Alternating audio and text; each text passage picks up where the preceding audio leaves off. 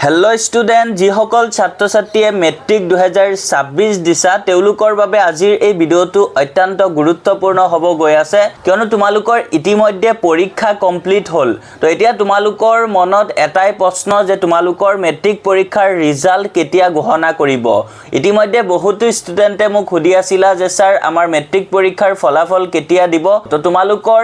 result কেতিয়া দিব ডিটেইলছত আজিৰ ভিডিঅ'ত তোমালোকৰ লগত ডিসকাস কৰিব গৈ আছো গতিকে তোমালোকে ভিডিওটো একদম স্কিপ নকৰিবা আৰু আমাৰ চেনেলত আজি নতুন আইলে চেনেলটো তোমালোকে সাবস্ক্ৰাইব কৰি ৰাখিবা যাতে তোমালোকে HSLC 2026 ৰিজাল্ট ৰিলেটেড যিকোনো আপডেট পোন প্ৰথমে পাই থাকা তো ছাত্ৰ ছাত্ৰীসকল তোমালোকৰ HSLC 2026 ৰ ৰিজাল্ট কেতিয়া দিব বহুতে সুধি আছিলা তো ছাত্ৰ ছাত্ৰীসকল তোমালোকে যদি চোৱা লাষ্ট ইয়াৰ অৰ্থাৎ HSLC 2025 ৰ ৰিজাল্ট ঘোষণা কৰিছিলে 11 এপ্ৰিলত তো লাষ্ট ইয়াৰ HSLC এক্সামো সেম টাইমতে হৈছিলে আৰু ৰিজাল্ট ঘোষণা কৰিছিলে 11 এপ্ৰিলত তো তোমালোকে বৰ্তমান যদি গুগলত গৈ সাৰ্চ কৰা যে তোমালোকৰ HSLC ৰিজাল্ট কেতিয়া ঘোষণা কৰিব তেনে তোমালোকে গুগলত দেখা পাবা যে the Assam HSLC class 10 2026 results are expected to be released by the Board of Secondary Education Assam now the Assam State School Education Board in April 2026 তো তোমালোকৰ ইয়াতে কোৱা হৈছে যে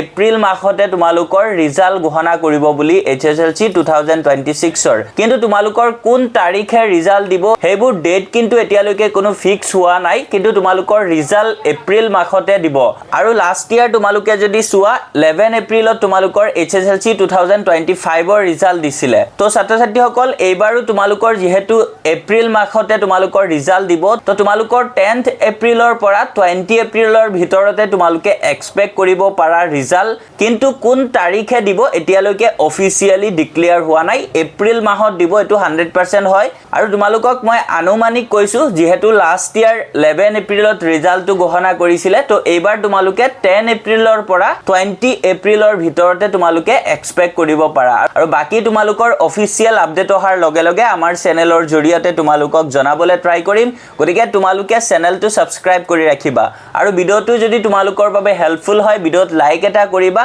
লগতে তোমালোকে ভিডিওটো হাইপ কৰি দিবা তো আজিৰ কাৰণে এইখিনি আছিল thank you for watching keep watching IHTech Assam